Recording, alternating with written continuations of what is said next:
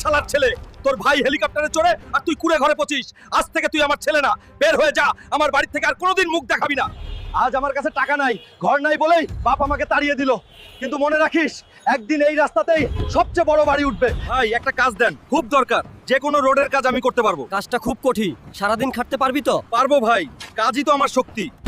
Sir, boxing player রাহিমের heart attack হয়েছে, ম্যাচটা ক্যান্সেল হয়ে গেছে। এখন কি করব? এভাবে চলতে পারে না, কিছু একটা ব্যবস্থা করতেই হবে, না হলে বড় ক্ষতি হয়ে যাবে। ভাই দাঁড়াও, একটা বড় সুযোগ আছে। বক্সিং ম্যাচে খেলবি আমাদের টিমে, টাকা যত লাগবে সব আমি দেবো, প্লিজ না করিস না। ঠিক আছে স্যার, আমি খেলবো।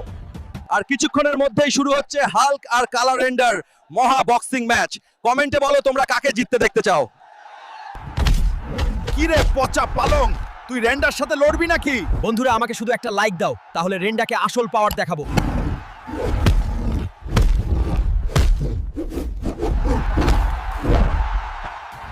হাল্ক, তুই আজ প্রমাণ